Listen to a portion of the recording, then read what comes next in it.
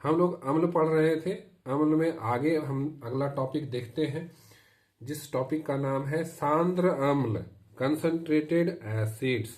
इसकी परिभाषा कहती है सांद्र अम्ल वह होता है जिसमें जल की न्यूनतम संभावित मात्रा होती है। यहाँ देखो, यह जो है ना, यह एक विलेय है। किसका विलेय है? तो अम्ल का विलय है। तो यानी इसमें अम्ल भी होगा और जल भी होगा। तो अम्ल की मात्रा कितनी होगी, जल की मात्रा कितनी होगी? तो इस विलय में फिलहाल आपको 95 ml, यह 100 ml का विलय है। कितना टोटल है? 100 ml का विलय है। इसमें 95 ml सल्फ्यूरिक अम्ल इसमें मौजूद है और पानी की मात्रा बहुत कम है, 5 ml ही जल इसमें मौजूद है। तो ऐसा जो अम्ल होता है, अम्ल का विलय होता है जिसमें कि अम्ल की मात्रा बहुत अधिक हो। अम्ल की मात्रा क्या है कि बहुत ज्यादा है, और जल की मात्रा क्या है? बहुत कम है। तो ऐसा अम्ल क्या कहलाता है? सांद्र अम्ल कहलाता है। ठीक उसी प्रकार सांद्र अम्ल का उल्टा तनु अम्ल भी होता है, जिसे डाइल्यूट एसिड्स भी कहते हैं। तनु अम्ल वह होता है जिसमें जल की काफी अधिक मात्रा होगी। यहाँ पर सांद्र अम्ल में क्या थी?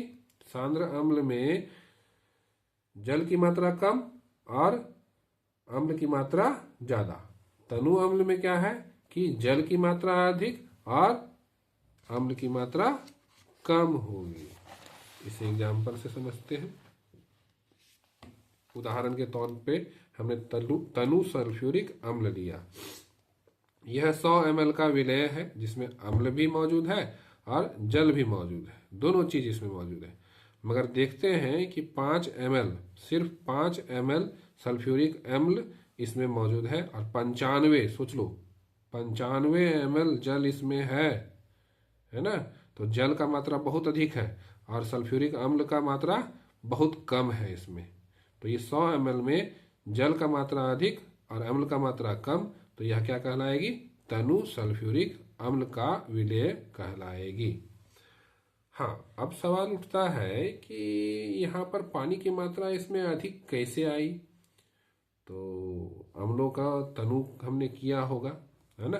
अम्लों को तनु करना मतलब अम्ल में पानी को मिलाना, है ना।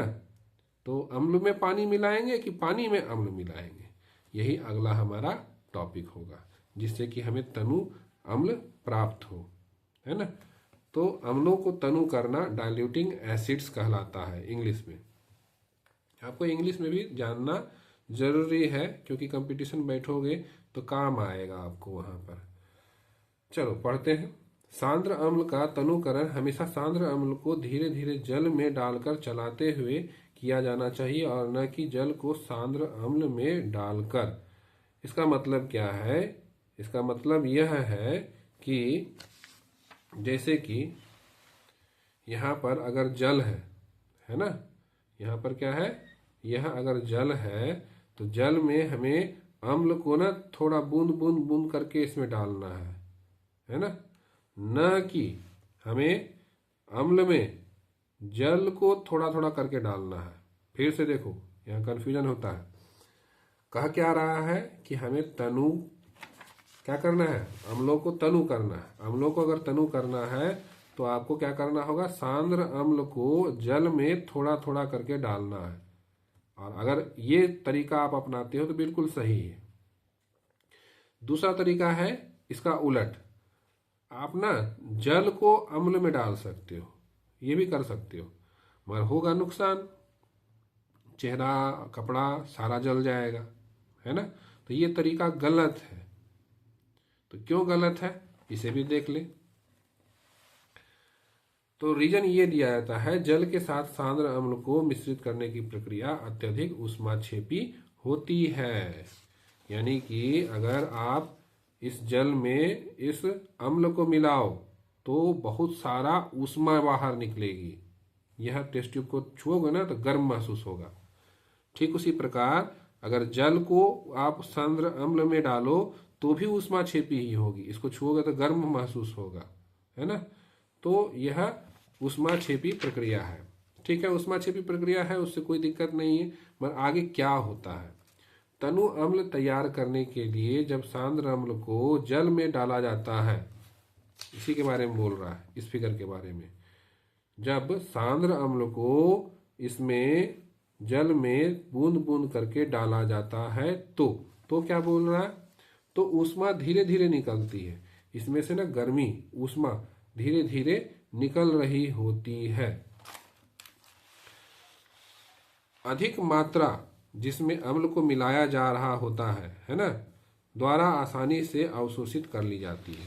क्या कह रही है कि जब सांद्र अम्ल को इस जल में हम मिलाते हैं बूंद बूंद, तो एक बूंद जब इसके साथ मिलता है तो अम्ल का जो इसके साथ रिएक्शन होता है ना, अभिक्रिया होती है, उस अभिक्रिया में ढेर सारे क्या होते हैं, ऊष्मा निकलते हैं। वो सारे ढेर सारे ऊष्मा को ढेर सारा पानी जो यहाँ मौजूद है वह क्या कर रहा है, अवशोषित कर ले रही है, अपने में समा ले रही है, सारे गर्मी को सारे ऊष्मा को अपने में अवशोषित कर पा रही है, जिसके वजह से यहाँ से कुछ भी छिटक छिटक करके बाहर नहीं निकल पा सकती है। अब इस केस के लिए देखें, इस केस के लिए ये क्यों रॉन्ग है, ये सही है ना, ये सही है, तो इसका रीजन तो हमने देख लिया। अब यह जो है यह गलत क्यों है, ये देखते हैं। यहाँ कहता है कि यदि जल को सांद्र अम्ल में उसे तनु करने के लिए मिलाया जाता है तो ऊष्मा की एक बड़ी मात्रा तुरंत निकलती है। यह ऊष्मा जल की कुछ मात्रा को विस्फोट के साथ भाप में परिवर्तित कर देती है, जो हमारे चेहरे और कपड़ों पर छींटे डाल सकती है और अम्ल जलन उत्पन्न करती है। अत्यधिक ऊष्मन ताप के कारण कांच का पात्र भी टूट सकता है। देखो क्या कह रहा है, कहता है कि जब आप बूंद बूंद जल इसमें छींटोगे, मतलब छींटोगे नहीं, डालोगे, इस टेस्ट ट्यूब से बूंद बूंद जल जब आप इस सांद्र अम्ल में डालोगे तो होगा क्या कि यह जो जल है, यह जो जल की बूंदें हैं, यह जल की बूंदें इसके साथ अभिक्रिया करेगी। अभिक्रिया करने से क्या होगा, ढेर सारा ऊष्मा निकलेगा। यहाँ पर क्या था कि ढेर सारा ऊष्मा को अवशोषित करने के लिए ढेर सारा जल था, यहाँ पर तो सिर्फ एक बूंद ही है जो कि जल का जो ऊष्मा को अवशोषित कर सकती है। तो क्या सिर्फ एक बूंद इतना सारा ऊष्मा को अवशोषित कर सकती है? नहीं कर सकती है। तो जब यह जल अवशोषित उतनी सारी ऊष्मा को अवशोषित नहीं कर सकती है तो वह जल क्या होगी, तुरंत भाप में बदल जाएगी, है ना। जैसे ही यहाँ पर जल और इस अम्ल के बीच अभिक्रिया होगा तो यहाँ पर क्या होगा कि ऊष्मा निकलेगी। ऊष्मा निकलेगी तो यह जल भाप के रूप में बदल जाएगा। भाप क्या करेगा, इस अम्ल को लेकर के बाहर की तरफ फैलेगी, बाहर की तरफ छिटकेगी। तो आपका मान लो यहाँ पर अगर आँख है तो आँख के ऊपर भी पड़ सकता है, आँख डैमेज कर सकता है, चेहरा डैमेज कर सकता है, कपड़ा डैमेज कर सकता है ना। तो इसलिए यह तरीका बिल्कुल सरासर गलत है। आप कभी भी जल को इस सांद्र अम्ल में नहीं मिलाना। सही तरीका क्या है, सांद्र अम्ल को जल में मिलाना है ना। जल में जब सांद्र अम्ल को मिलाया जाता है तो किसी प्रकार का एक्सीडेंट नहीं देखने को मिलता है, मगर जैसे ही सांद्र अम्ल में जल की कुछ बूंदें मिलाती हैं तो क्या होता है कि यहाँ से सांद्र अम्ल ऊष्मा को लेकर के बाहर छिटक कर हमारे चेहरे या कपड़ों पर पड़ सकता है, जो कि घातक हो सकता है। इस चीज़ को और अच्छे से अगर समझना है तो आप किचन में जाओ। किचन में आपको इस तरह का एक सिचुएशन देखने को मिलेगा।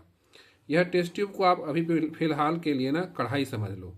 कढ़ाई में जल भरा हुआ है, उसमें आप क्या करो, तेल की कुछ बूंदें डाल दो। यहाँ पर तेल को मैं सांद्र अम्ल से कंपेयर कर रहा हूँ, ठीक है। तो अगर कढ़ाई में जल भरा हुआ है और उसमें आप अगर तेल डाल दो तो तेल क्या होती है, छिटकती है? नहीं, वह तैर जाती है। ठीक उसी प्रकार इस सिचुएशन को भी देखो।